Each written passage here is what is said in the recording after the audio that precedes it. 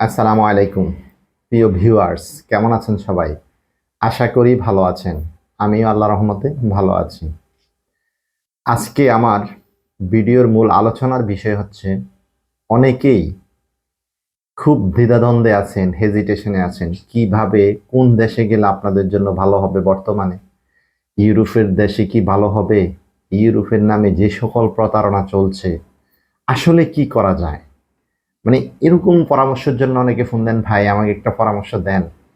এখন আমি যেই পরামর্শটা দিব এটা হয়তো আপনার ফেভারে হইতেও পারে, আবার নাও হইতে পারে।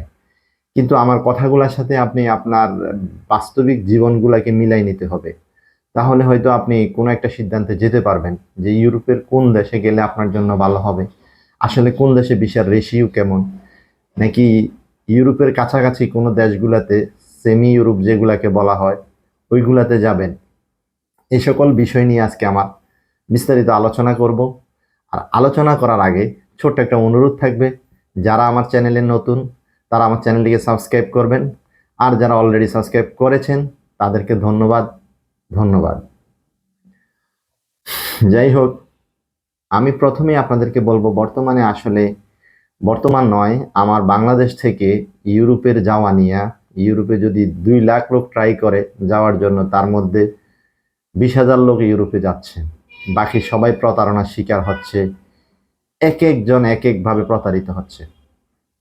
দেখেন, আমি আমার পরামর্শ ক্ষেত্রে আমি আপনাদেরকে বলবো, এক সময় ইউরোপের জন্য ফ্রান্স অনেক বেশি ভিসা দিত। মানুষ ফ্রান্সে যাওয়ার জন্য কন্ট্রাক্টে, বডি কন্ট্রাক্ট, এইভাবে ওইভাবে যেভাবে ইচ্ছা ওইভাবে যাওয়ার জন্য চিন্তা করতো।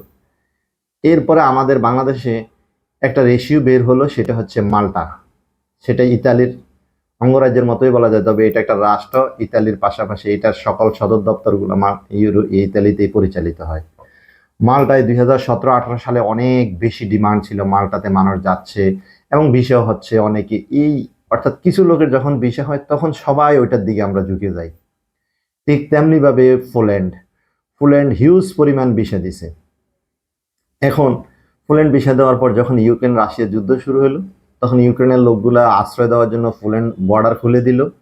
তখন আবার বাংলাদেশিদের জন্য পোল্যান্ড ক্লোজ হয়ে গেল।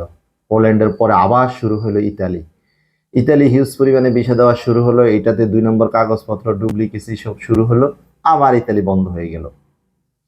এমনিভাবে শুরু হলো এবার সেনজেন, যখন হলো রোমানিয়া নিয়ে অনেক বেশি, খুব বেশি বাড়াবাড়ি শুরু হয়ে গেল।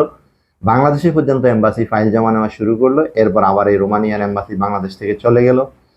এরপরে রোমানিয়ার পরে আসলো সেনজেন হয়ে যাচ্ছে বা সেনজেন হয়ে গেছে। এইভাবে একটা শুরু করলো ক্রোয়েশিয়াও মোটামুটি এখন মানে একেবারে ডাউনের পর্যায়ে চলে গেছে। সর্বশেষ এখন যেটা আছে ইউরোপে পথ বেঁচে আছে, সেটা হচ্ছে পর্তুগাল। এখন পর্তুগাল নিয়ে এত বেশি মানুষ আগ্রহ, আমি গত কিছুদিন আগে ইন্ডিয়ান এম্বাসিতে একটা মেডিকেল ভিসা জমা দেওয়ার জন্য আমি এবং আমার গ্রুপের মিনিমাম 15 জন লোক গেছিলাম। ওখানে যাদেরকেই জিজ্ঞেস করছি সবাই পর্তুগাল পর্তুগাল পর্তুগাল। কি ভাই, কাজ আছে না? কাজ নাই, কিছু নাই, ঢুকতে পারলেই হইলো। তো এই যে একটা অবস্থা আমাদের দেশে, মানুষের ডিপ্রেসড হয়ে যাচ্ছে। এক একটা ছেলে, অনেকে পড়াশোনা ছেড়ে দিছে। আমার সাথে একজনের বাস্তবিক জীবন শেয়ার করলো, 2008 সাল থেকে সে মেট্রিক পরীক্ষা দেওয়া বন্ধ করে দিয়ে ইতালির পরে রোমানিয়ার পরে ক্রোয়েশিয়ার পরে সে ফ্রান্সের পরে সে এখন পর্তুগালের জন্য, অর্থাৎ 2008 থেকে 2024 সাল শেষ করলো। এতগুলা বছর সে ইউরোপেই তাকে যেতে হবে। কেন ভাই, শুধু ইউরোপেই আপনাকে কেন যেতে হবে? এরকম কেন কথা হবে? ভাগ্য যদি আপনাকে ইউরোপ না নিয়ে যায়, উপরওয়ালা যদি মহান আল্লাহ তাআলা যদি আপনাকে ইউরোপের কপাল নাই রাখে, তাহলে আপনি অন্যদিকে ট্রাই করেন। আপনি মিডল ইস্ট ট্রাই করেন, ম্যাসেডোনিয়া করেন, কসোভো করেন, তারপরে আলবেনিয়া করেন, নর্থ ম্যাসেডোনিয়া যেটা, এটাতে করেন। এখন অনেকেই আমরা যে বিষয়গুলো নিয়ে সমস্যায় পড়তেছি, এটা হচ্ছে আমরা ইউরোপে যাব এই নেশা আমাদের কাটে না, যার কারণে আমরা অন্য সকল দেশ ট্রাই করা বন্ধ করে দিই। ভাই, আপনার রিজিক হয়তো অন্য দেশে আছে, এই জন্য আপনার ইউরোপ হচ্ছে না। একবার ট্রাই করলেন, দুইবার ট্রাই করলেন, তিনবার পরে আপনি ছেড়ে দেন। যাই হোক, আমার মূল পরামর্শটার বিষয় ছিল যে আপনি কোন দেশে এখন ট্রাই করবেন। এখন আমি আপনাদেরকে বলি, দেখেন অনেকেই ইউটিউবে বা ফেসবুকে চটকদার বিজ্ঞাপন দিচ্ছে পোল্যান্ড, দেখেন ভাই, পোল্যান্ডের ভিসা এখন হচ্ছে কি না এটা আপনারা দেখেন, খোঁজ নেন। পোল্যান্ডের ভিসা না মানে জিরোতে চলে আসছে ধরতে গেলে। তো পোল্যান্ড নিয়ে আমার একটা ভিডিও আছে, সেটা আমি বলবো যে আসলে পোল্যান্ডের ভিসার গোপন তথ্যগুলো কি, আসলে কি হচ্ছে, আদৌ কি ভিসা হচ্ছে কি হচ্ছে না, বা কাজের কেমন চাহিদা ওখানে, এই নিয়ে আমার একটা ভিডিও থাকবে আমার চ্যানেলে, পোল্যান্ডের চাইলে দেখে আসতে পারবেন। যাই হোক, তো এখন আমার প্রশ্ন হচ্ছে, হ্যাঁ এখন আপাতত আপনারা যারা ট্রাই করতেছেন তারা পর্তুগাল ট্রাই করতে পারেন, কারণ পর্তুগালের ভিসা মোটামুটি, যদি ইন্ডিয়ান ভিসা হয় তাহলে পর্তুগালের ভিসা হচ্ছে, এটা আমি বলতে পারি, এটা ঠিক আছে। কিন্তু এর পরেও অনেকগুলা দেশ আছে, যেমন ক্রোয়েশিয়া, আপনি ইচ্ছা করলে ক্রোয়েশিয়াতে ট্রাই করতে পারেন, ক্রোয়েশিয়াও ভিসা হয়। এখন এর ভিতরেও অনেকের চিন্তাধারা, পর্তুগালে ভাই 2 নম্বর স্টিকার দেয়, কি করব আসলে।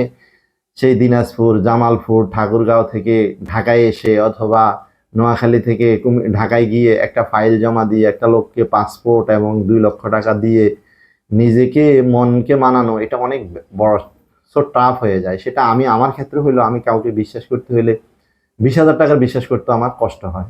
এই যে ইন্ডিয়ান ভিসাগুলোর জন্য বিভিন্ন, এই যে যমুনা ফিউচার পার্কে যাই বা বিভিন্ন আশেপাশের অফিসগুলোতে যাই, দেখি যে 10,000 টাকা দিতে রাজি নেই, কিন্তু দোকানদার বলতেছে দেখেন আমি 2 কোটি টাকা দিয়ে পজিশন কিনছি, আমার এত টাকার স্টাফ, আপনার আমাকে বিশ্বাস হয় না, আমি কোথায় যাব? আরে ভাই, উনি কোথাও যাবে না এটা ঠিক, কিন্তু কারো কাছে টাকা গেলে এই টাকা উদ্ধার করাটা যে কত কঠিন, এটা যারা বিদেশের ব্যাপারে টাকা দিছেন, আর বিশেষ করে ইউরোপের ক্ষেত্রে মানুষ টাকা মেরে দেওয়াটাকে মনে হয় যেন একটা স্বাভাবিক নিয়মের পর্যায়ে চলে গেছে। হাওলাতি টাকাটা যেমন ব্যাগ দিতে হয়, এই কথাটা মানুষের মাথায় ঢোকে, কিন্তু ইউরোপের জন্য টাকা জমা দিলে এটা ফেরত দেওয়ার জন্য কোনো দালালেই এটা মাথায় নেয় না, মনে করে এটা মেরে দিছে। হ্যাঁ, অনেকের স্বাভাবিকভাবে, আবার যারা দিচ্ছে তারাও স্বাভাবিকভাবে বলে ইউরোপের জন্য টাকা দিয়ে 2 লাখ টাকা মাইর খেয়েছি, মানে অর্থাৎ এটা যেন নিতান্তই একটা স্বাভাবিক বিষয় হয়ে দাঁড়াইছে। এই জন্য আসলে আমাদের কারণে আজকে আমরা মানে কেউ কাউকে বিশ্বাস করতে পারতেছি না, এটা বাস্তবতা। এই জন্য আমি আমার পরামর্শ দিই, আপনার এলাকায়, আপনার থানায়, আপনার জেলায় যদি কোনো বিশ্বস্ত লোক থাকে যে যার মাধ্যমে টাকাটা ফেরত পাবেন এইরকম একটা গ্যারান্টি থাকে, তাহলে ওদের মাধ্যমে কাজ দিবেন।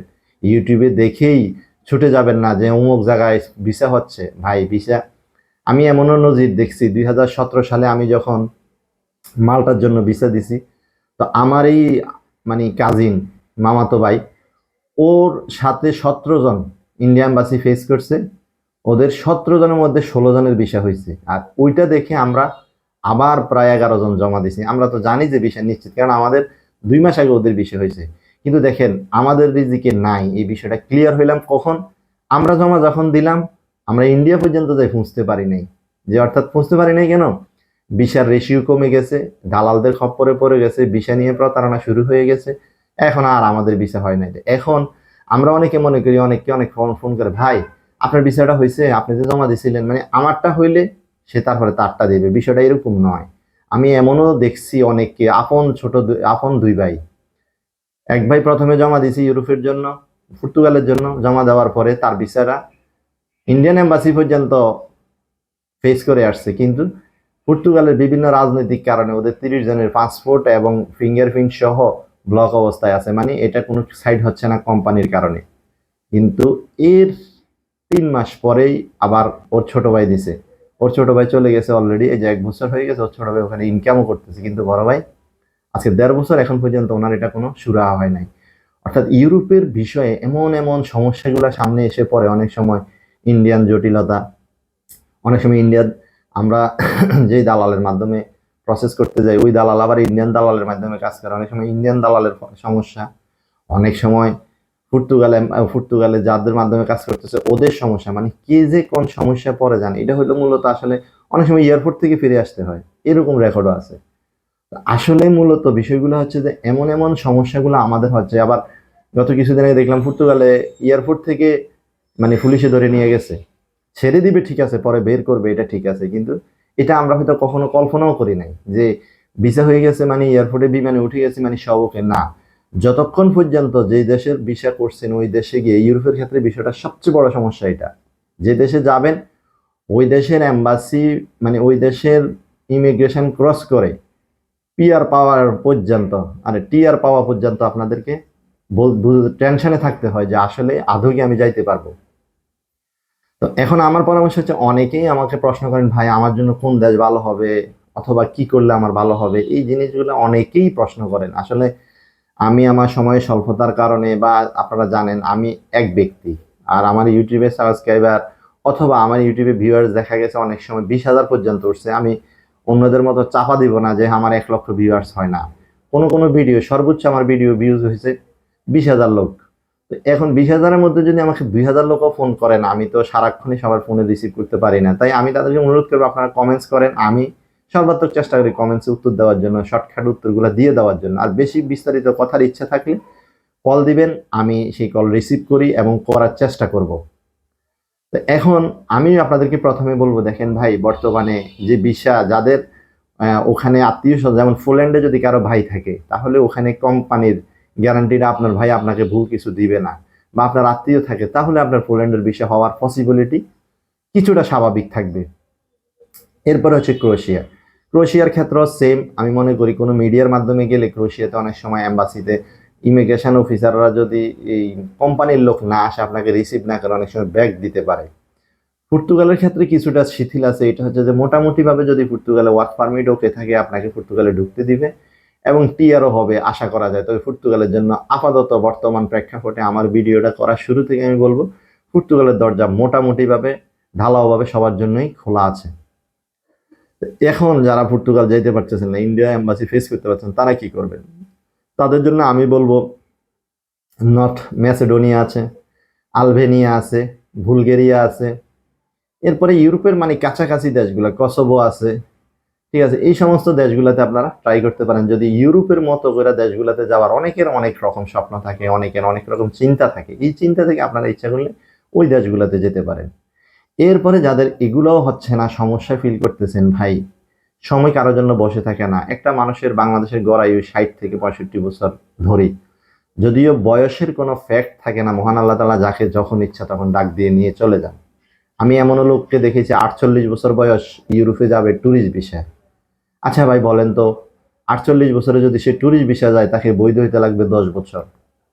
68 বছরে যাইয়া সে বৈধ হইয়া তার জীবনের কোন অংশ সে ওই দেশে কাটাবে, আমাকে সেটা বলেন। আর ইউরোপ এমন একটা দেশ, আমাদের ধর্মপ্রাণ মুসলমান যারা, তারা চিন্তা করেন শেষ জীবনে আল্লাহ বিল্লাহ করবেন, মানে আত্মীয় স্বজন নাতিন, ছেলের ঘরের নাতি, এদেরকে নিয়ে আড্ডা টাড্ডা দিবে, মন মানসিকতা ভালো থাকবে। কিন্তু আপনি তো তখন কামাইতে পারবেন না। ইউরোপ কোনো বসে থাকার জায়গা না। ইউরোপে 70 বছরের লোকেরাও কিন্তু ইনকাম করতেছে। তো আপনাকে চিন্তা করতে হবে আপনার শারীরিক গঠন, আপনার বয়স, এই সকল কিছু চিন্তা করে আপনাকে ইউরোপে পাড়ি দিতে হবে। আমি এই জন্য বলি যে কেউ বসে না থেকে যদি মনে করেন যে কিছু করতে হবে পরিবারের জন্য অথবা নিজের জন্য অথবা ভবিষ্যতের জন্য, যেমনিভাবে আমরা আখেরাতে পরকালের জন্য কিছু করার চেষ্টা করি, ঠিক এমনিভাবেই আপনাকে যদি কিছু করতে হয়, যদি দেশে আপনাকে দিয়ে না হয়, আপনার কাছে মনে হচ্ছে দেশ আপনার জন্য মন বসতেছে না, কারণ কারো যখন কোনো কিছু থেকে মন উঠে যায়, তখন এটা জোর করেও বসানো যায় না। তাহলে তারা কি করবে?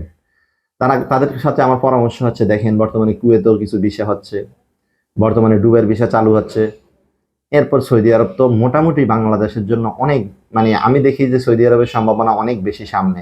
যারা মনে করেন, দেখেন সব দেশে কাজ নাই, কাজ নাই, আপনার স্কিল ভালো থাকলে, ওয়ার্ক ভালো থাকলে, হার্ড ওয়ার্ক থাকলে আপনি সৌদিতে যেয়েও সাইন করতে পারবেন। আমার দুই একটা বন্ধু আছে যারা বিদেশ ইউরোপের জন্য অনেক চেষ্টার পরে গত 2 বছর বা 3 বছর আগে আবার সৌদিতে গেছে। আমি তাদের সফলতা দেখেছি, যারা গাড়ি কিনতেছে, তারা বিভিন্নভাবে মানে তাদের আমার হোম ডিস্ট্রিক্ট কুমিল্লায়, ওখানে প্লেট কিনতেছে সৌদিতে থেকে, ইউরোপের চেয়ে বেশি টাকা ইনকাম করতেছে। তো এই জন্য আমি, আমার পরামর্শ হচ্ছে, যারা আসলে খুব হতাশ হয়ে যাচ্ছেন যে দেশে কিছু করতে পারতেছেন না, ইউরোপেই আপনাকে যেতে হবে। ভাই ইউরোপই কেন? ইউরোপে কি আপনাকে, মানে ইউরোপ এমন যে আপনি গেলে ওখানে বসে বসে খাওয়াবে এরকম কিছু? আসলে আমাদের ধারণাগুলো ভুল। আমরা অনেকেই বর্তমানে ইয়ং জেনারেশন, মানে আমি দেখি অ্যাট্রাকটিভনেসটা যেটার প্রতি হয়, তারা মনে করে ওখানে সুন্দর সুন্দর নারী আছে, ওখানে অনেক সুন্দর, মানে পরিবেশ, রাস্তাঘাট অনেক সুন্দর। ভাই সৌদির রাস্তাঘাট আরো সুন্দর, আপনি দেখেন দুবাইতে আরো সুন্দর আছে। অর্থাৎ মূলত টাকা যেখানে আছে সুন্দর সেখানে আছে। আপনি বাংলাদেশকেও টাকা দিলে সুন্দর করে ফেলতে পারবেন। তবে হ্যাঁ, বাংলাদেশের প্রেক্ষাপটে মানুষের রাজনৈতিক এই, মানে কি বলবো, রাজনৈতিক প্রতিহিংসার শিকারের কারণে যে কোনো দলের হোক, কেউ বাংলাদেশে স্থায়ী হতে চায় না। তো যার কারণে সে শেষ জীবনে মানে নাগরিকত্ব নিয়ে থাকতে চায় ইউরোপে। কিন্তু আমি মনে করব, আসলে শেষ জীবন ইউরোপ না, শেষ জীবন হবে নিজের দেশে। এখানে আসলে আত্মীয় স্বজনদের সাথে সময় কাটাইয়া শেষ জীবনটা পার করতে পারবেন। তো আসলে সময় কারো জন্য বসে থাকবে না। যারা আমার কাছে পরামর্শ চাইছেন কোন দেশে যাওয়া আপনাদের জন্য রাইট হবে, আমি তাদেরকে পরামর্শ দিচ্ছি, দেখেন বর্তমানে ইউরোপের যে কন্ডিশন, আমরা আসলে চটকদার বিজ্ঞাপন দিয়ে প্রতারণার শিকার হচ্ছেন সবাই। আমি আগেও আমার ভিডিওতে কয়েকটা রেফারেন্সে বলেছি, এক এক কোম্পানি বড় বড় ঢাকা শহরে এক একটা এজেন্সির দিকে তাকাইলে চোখ উপর কপালে উঠে যাবে। কোটি কোটি টাকা ইনভেস্ট করছে, আপনাকে হাতানো ছাড়া তাদের আর কোনো উপায় নেই, আপনি বুঝতে হবে। আবার অনেক এজেন্সি আছে যাদের মাধ্যমে খুব ভালোভাবে মানুষ বিদেশে যাইতে পারছে। বিএসবি ক্যাম্ব্রিয়ানের মাধ্যমে অনেক লোক স্বাবলম্বী হয়েছে, বিদেশে গেছে এবং তাদেরকে তারা ভালো বলছে। আবার এই বিএসবি ক্যাম্ব্রিয়ানকে নিয়েই আজকে দেখি টেলিভিশন চ্যানেলগুলোতে অনেক মানুষকে তারা পথে বসায় দিছে। এটা হচ্ছে আপনার সাথে কি হবে এটা উপরওয়ালা লিখেই রাখছে। তো এটাকে মেনে নেওয়া ছাড়া আমাদের কারো কিছুই করার নাই। আপনাদের যাদের মানে ইউরোপে যাওয়ার চিন্তা ভাবনা আছে বা বিদেশে যাবেন, এক কথা শেষ, বাংলাদেশ ছেড়ে অন্য দেশে যাওয়া ইনকাম করার চিন্তা করতেছেন, তাদেরকে আমি বলবো আপনারা একবার দুইবার তিনবার ট্রাই করেন। ইউরোপ যদি না হয়, আপনার ভাই ইউরোপে আছে তার মানে আপনাকে ইউরোপেই যেতে হবে এরকম কোনো কথা নেই। আপনি সৌদিতে যান, আপনি মালয়েশিয়াতে যান, আপনি কাতার যান, আপনি দুবাই যান, এই সমস্ত দেশগুলোতে আপনি যেতে পারেন। এরপরেও ইউরোপের কাছাকাছি দেশ যেগুলো আছে, আমি আগেও বলছি, নর্থ ম্যাসেডোনিয়া আছে, আলবেনিয়া আছে, বুলগেরিয়া আছে, ঠিক আছে, তারপরে যে কসোভো আছে, এই সমস্ত দেশগুলোতে আপনারা চাইলে যাইতে পারবেন এবং ওইগুলাতে যাওয়াটা কিছুটা সহজ। এবং ওইগুলার কিছু কিছু এজেন্সি বর্তমানে আর কিছু কিছু এম্বাসি বাংলাদেশও আছে, এখানে আপনি এম্বাসি ফেস করতে পারবেন। এই জন্য অনেক ভাই আমাকে বারবারে বলেন, ভাই পর্তুগাল কি ভিসা হয়, পর্তুগাল কি ফেক হয়? ভাই, যাদের 2 লাখ টাকা হারানোর ভয় থাকে, একটা অ্যাক্সিডেন্ট করলে আপনি 3 লক্ষ টাকা মার খেতে পারেন, 4 লক্ষ টাকা মার খেতে পারেন। কারণ একটা সন্তান হওয়ার সময় সন্তান আইসিইউতে রাখার কারণে 5 লাখ টাকা বিল উঠে যাচ্ছে। দুনিয়াতে রিস্ক না নিলে নো রিস্ক নো গেইন, এই যে একটা কথা আছে, এটা আপনাকে নিতে হবে। একেবারে আপনার থেকে 1 টাকা পান থেকে চুন গসতে কেউ পারবে না। আপনি খুব সাবধানে চলতেছেন, আপনি আরো বেশি ধরা খাইবেন, এটা মনে রাখিয়েন। বলা যায় না। আমি আমার এলাকায় এক লোককে দেখছি, ইয়েতে পল্টনে চা দোকান দিত, তার উপরে দোকান উপরেও ছিল এজেন্সি, ওইটাতে ওরা মালটার বিষয় প্রসেস করতো। সে 7 লাখ টাকা দিয়ে মালটা চলে গেছে, এখন সে মালটায় আছে। কিন্তু আমি ওই সময় ওনাদের সাথে 15 লাখ টাকা কন্ট্যাক্ট করছি 2019 সালে, আমি তো যেতে পারি নাই। বিষয়টা হচ্ছে আসলে আপনাকে কিছু না কিছু কোনো না কোনো লাইনে চলতে হবে। আমার এলাকার এক ছেলে সিএনজি চালায়, সে কানাডা যাবে, 14 লাখ টাকা ধরা গেছে। এখন আসলে ভাই, মূলত যে বিষয়গুলো হচ্ছে এগুলো হচ্ছে আপনি কাউকে না কাউকে বিশ্বাস করতে হবে। আর বিশ্বাস না করতে পারলে আপনাকে প্রথমে সৌদি আরব চলে যান। সৌদি আরবে গিয়ে আপনি মিডল ইস্টের ইনকাম যেটা আছে, আমি মনে করি ইউরোপ থেকে ভালো ইনকাম হয়। যাইবেন, আপনার উদ্দেশ্য থাকবে ওখানে ইনকামের জন্য গেছেন, বাংলাদেশে আপনাকে স্থায়ীভাবে থাকতে হবে। যত পারেন ইনকাম করে বাংলাদেশে কায়িক পরিশ্রম করে হোক, দিন রাত খাইটে হোক, আপনাকে পরিশ্রম করে দেশে চলে আসবেন। দেশে চলে এসে আপনি একটা পজিশন নিতে পারবেন, তাহলে আপনাদের জীবনটা আসলে সুন্দর হবে।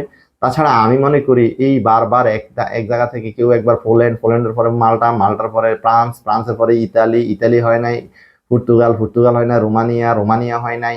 মানে এই যে কি এক অবস্থা, এইভাবে দৌড়ঝাঁপ করলে আসলে শেষ পর্যায়ে আপনি আসলে জীবনে কিছুই করতে পারবেন না। আসলে সৌদি আরব যাওয়ার মতো টাকা আপনার কাছে থাকবে না। সময় থাকতে সিদ্ধান্ত খুব ভালোভাবে নেন, তাহলে লাইফটা সুন্দরভাবে কাটাইতে পারবেন। আশা করি আমি আমার ভিডিওতে আপনাদেরকে বোঝানোর চেষ্টা করছি যে আপনি কিভাবে গেলে, কোন অ্যাঙ্গেলে গেলে আপনার জন্য ভালো হবে।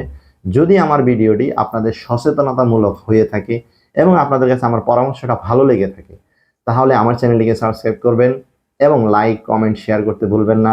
আশা করি ভালো থাকবেন। আপনাদের সুস্বাস্থ্য কামনা করছি। আসসালামু আলাইকুম।